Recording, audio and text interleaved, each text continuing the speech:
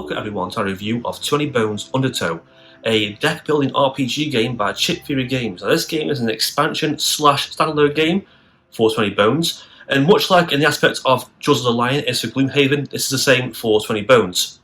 The base game has for 1 to 4 players, and this is 1 to 2 players, like a sort of trimmed down version.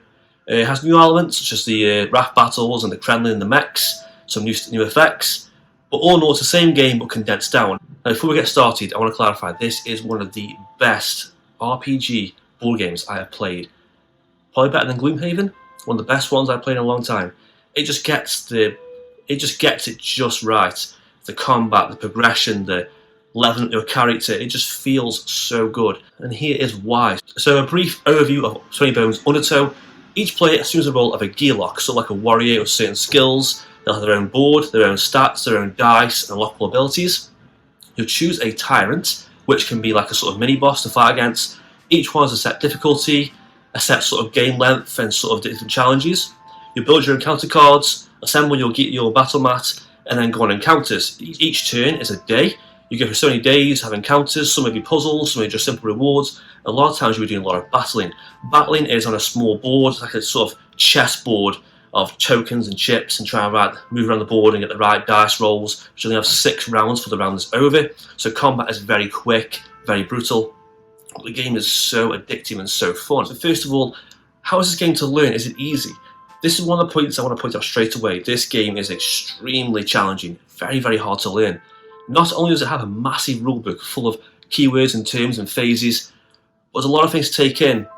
Not just in the core mechanics, but your character alone. I mean, each character has their own double-sided sheet full of skills down here, all the dice do, and it's very overwhelming. For new players or players who have been experienced to board games like this, it's very overwhelming.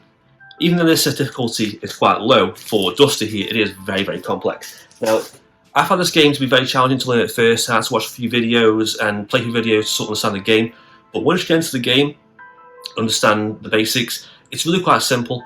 It's just basically learning what the keywords mean and how your character works. Once that's down though, it's really fun just to pick a Tyrant. You can even do a campaign where string Tyrants together to have long playthroughs and play for a lot of days, get your character to super high level, pull up all your stats and skills. But once you get over that initial steep learning curve, the game is so good and it just is so replayable as well. So, mechanics, how does this game work? What's the gameplay like? This, in my opinion, is the best part of 20 Bones. It is simply phenomenal. The dice rolling, the acquiring new skills, the slotting them into your little player board perfectly just feels so good to play. Essentially, once you've picked your gearloc, got your dice ready, chosen your Tyrant, you begin a series of encounters. You'll have so many days or turns based on the Tyrant you pick to acquire progress points, which are like sort of victory points. When you have enough, you can challenge the Tyrant to a mini-boss, to a sort of final battle, and win the game. When you battle, you'll place your character down, get initiative ready, get the enemy chips down, their health, trigger their abilities, and then play proceeds. You'll do turn-based tactical combat, more like a sort of small chessboard. Watch your enemies have certain skills, how they move, how they attack. They'll do certain effects on you, and certain keywords will trigger certain things. Some battles will have effects based on the encounter card, like certain extra effects that might change how the game plays. This makes the game so fun. There's so many encounter cards in this deck that can change how the battle works. I mean, every battle feels different. They'll be adding mech units, there'll be Kremlin battles, they'll be attacking the raft, they have to defend the raft, there'll be battles against bosses where they're throwing bombs onto the battlefield, they'll be setting fire to units, they'll be destroying lanes on the battlefield. And it's just so good to play. It's rolling your attack and defense dice and using your dexterity to judge how many dice you can roll, and then rolling your attack and defense dice and seeing how many you want to risk on attack or defending. You can roll your skill dice and try to do certain effects and try and trigger certain abilities and synergies and combos with your character. Each character has so many skills and so many dice to roll, different paths you can take. It truly does feel like a big sort of RPG game condensed into a small board game. Once the encounter is over, you'll receive rewards such as progress points, which are used to defeat the villain. You'll get training points that can be used to upgrade your skills, increase your stats if you succeed in dice rolls, or acquire new dice that you slot into your little mats. Feels so satisfying to increase your skills, get stronger and stronger. Acquiring these dice, these skills, and taking your character on a certain path and then choosing different routes and trying different things out can feel so satisfying and so personal to each gameplay experience you go through. Each time you play through, you get a new gear, new equipment, combine that with item cards you receive, treasure cards, having certain powerful effects on the battlefield. And each battle can be tense, it can be really unique.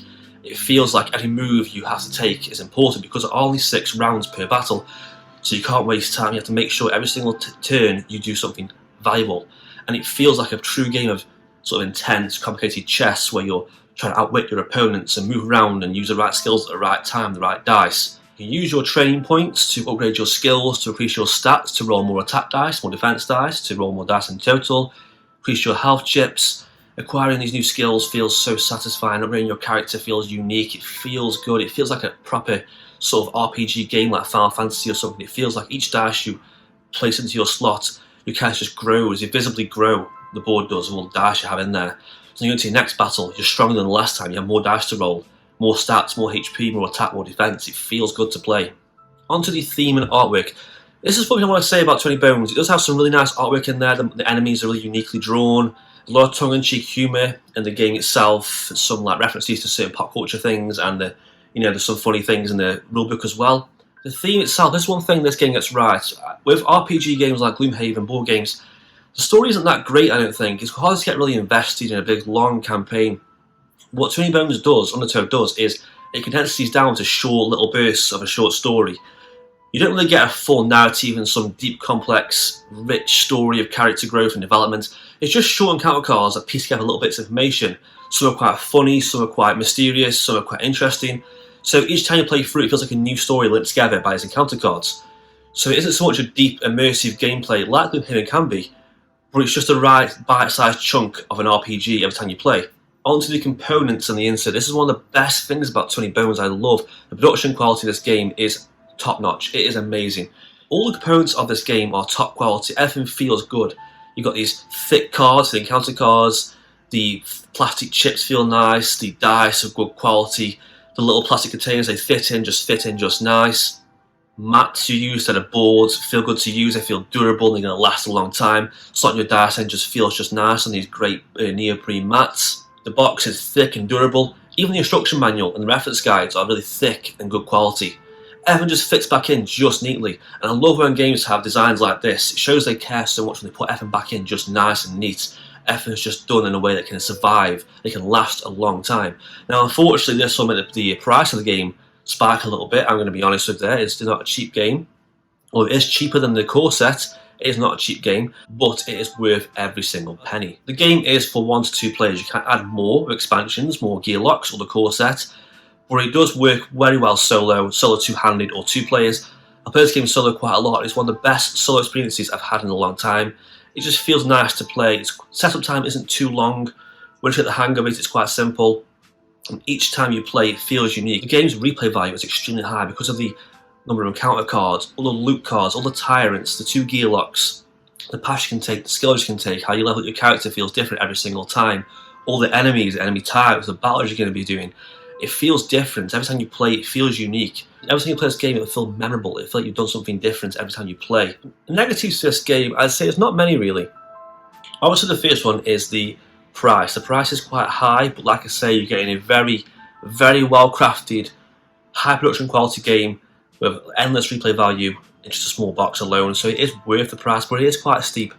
And the only other thing I can say about a negative point is the difficulty. It is quite a hard game to get into. It's very intimidating. There's a lot of keywords and things to learn and things to memorise. Many times you'll spend games looking back at the sheet to check what certain skills mean on enemies. And I've played about 7 or 8 games now, and I'm still looking back and forth at certain skills to double check. I'm getting faster. It does require a bit of back and forth, but because you're all working together to fight this enemy, it's a short battle, you're going to be working together and look what the skills mean and memorise them. It's not too bad really.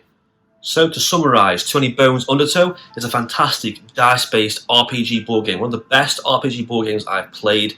It takes elements from games like Gloomhaven, Destiny's, dice rolling games as well, adds them together, but cuts out the heavy story elements, so there's not much of a narrative here, but it feels more fun. You can jump into it, have a quick battle, a few rounds. Each battle feels like a unique chess game, with every single turn being vital, knowing what to do, knowing which dice to roll, with a steep learning curve, but once you get past that learning curve, the replay value and the enjoyment factor shoots through the roof.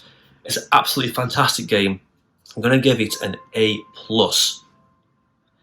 And that's it for my review of 20 Bones Undertow. Thank you for Chip Fury Games sending this game. Look forward to more reviews coming soon and gameplay videos. And as always, like and subscribe, and thank you for watching.